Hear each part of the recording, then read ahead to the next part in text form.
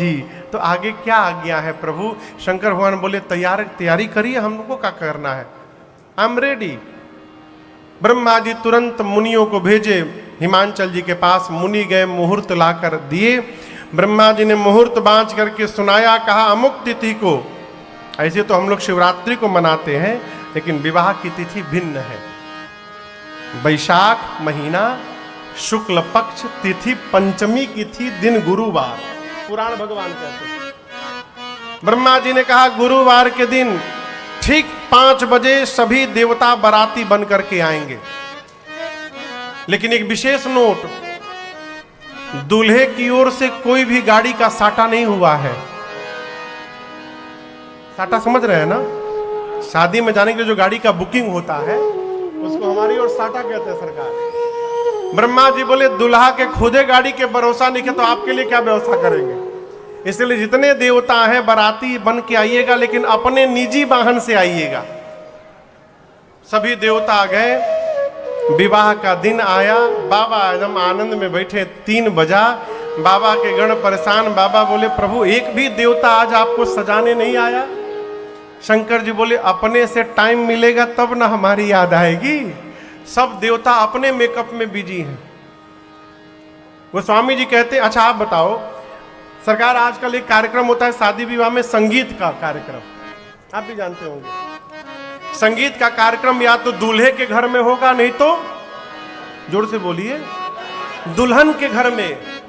पूरी धरती पर नहीं, पूरे ब्रह्मांड में हमरे बाबा का केवल एकमात्र ऐसा विवाह हुआ जहां संगीत का कार्यक्रम दूल्हे के घर में नहीं, बारातियों के घर में चल रहा, देवताओं के घर में। गोस्वामी जी कहते हैं करही अपक्षरा गान, अप्सराएं गाना गा रही हैं, नृत्य कर रही हैं। कहां? देवलोक में। और देवता अपनी अपनी गाड़ी सजाने में बिजी हैं। इंद्र ऐरावत को सजा रहे हैं। यमराज अपन करिया भैंसा लेकर इंद्र के सामने पहुंचे। देखे इंद्र का वाहन व्हाइट, हमार वाहन ब्लैक। वो लगे भैंसा को रगड़ने पानी में। इंद्र बोले कितनो रगड़बा गोर ना होई। विष्णु भगवान गरुण जी को नहला करके उन पर लाल रंग की चांदनी ओढ़ा करके माला ओढ़ाने लगे।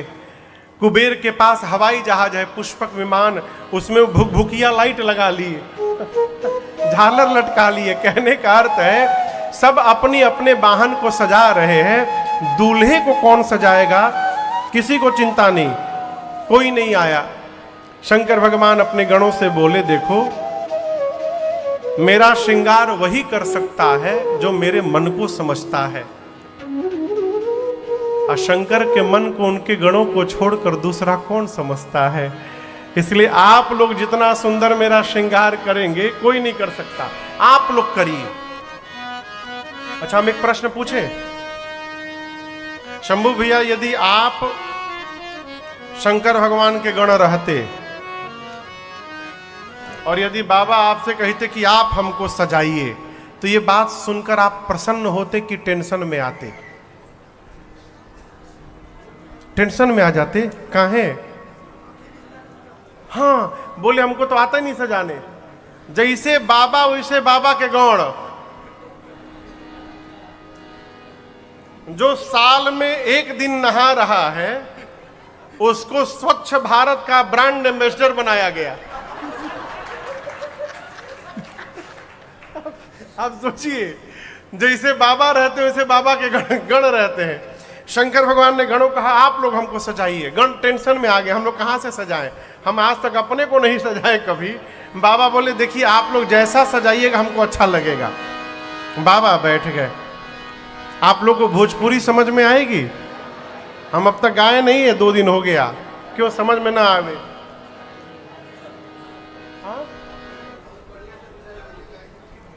एक पद सुनाते हैं आपको। बाबा का श्रृंगार हुआ। अरे श्रृंगार हो खता हो, श्रृंगार हो खता,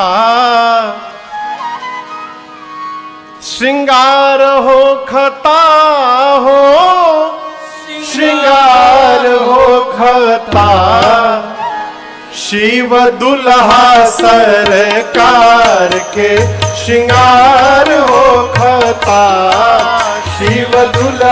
सरकार के श्रृंगार हो खता। अरे श्रृंगार हो खता हो, श्रृंगार हो खता, हे श्रृंगार हो खता हो, श्रृंगार हो खता। शिव दुल्हा सरकार के श्रृंगार हो खता, शिव दुल्हा सरकार के श्रृंगार हो खता। भोला जी के गण मिली करे तैयार हो, भोला जी के गण मिली करे तैयार हो।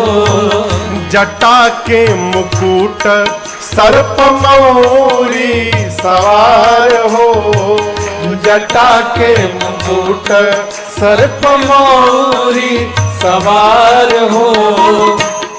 गोरा देह पर ले बाना भभूति छार हो खता, गोरा देह पर ले पाना भभूति छार हो खता।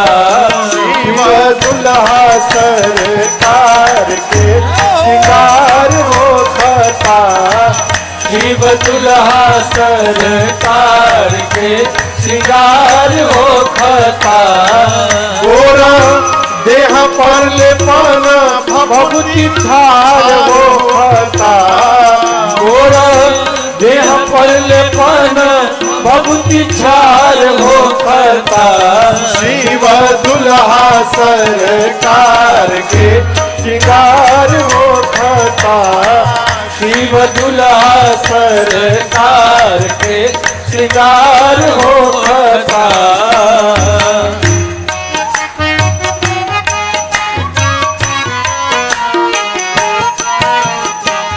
सर्प के कंगन कुंडल मुंडल मालहार हो, सर्प के कंगन कुंडल मुंडल मालहार हो। गंगा जी के धार माथे चंद्रमा लीलार हो, गंगा जी के धार माथे चंद्रमा लीलार हो। और इंतजार वर के हिमाचल के द्वार हो खता, इंतजार वर के हिमाचल के द्वार हो खता।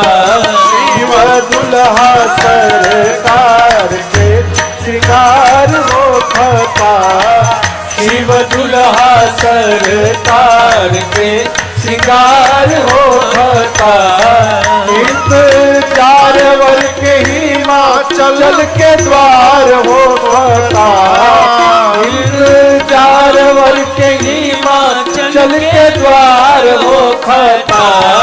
शिव दुल्हा सरकार के श्रृंगार हो खता, शिव दुल्हा सरकार के श्रृंगार हो खता।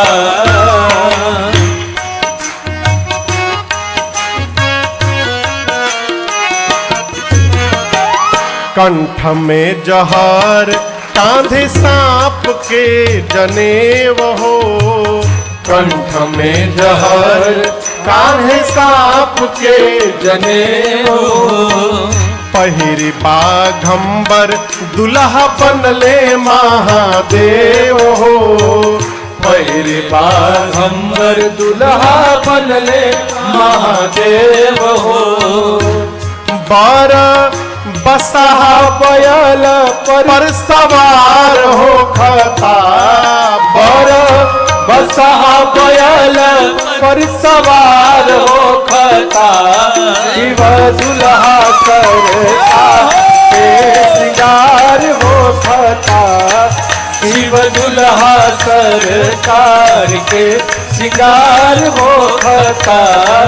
पर बसहा बैल पर सवार हो खता, बर बसहा बैल पर सवार हो खता।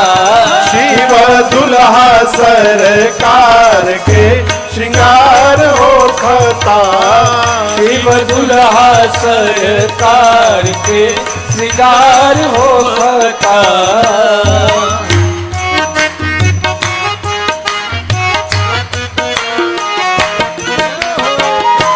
कर में त्रिशूल डमरू बाजे लागल बाजा। कर में त्रिशूल डमरू बाजे लागल बाजा। गौरी बियाहे चलले भूतवन के राजा। गौरी बियाहे चलले भूतवन के राजा। राजन पीछे से खूब जय जयकार होता। राजन पीछे से खूब जय जयकार होता। शिव दुल्हा सरकार के श्रृंगार होता। शिव दुल्हा सरकार के श्रृंगार होता।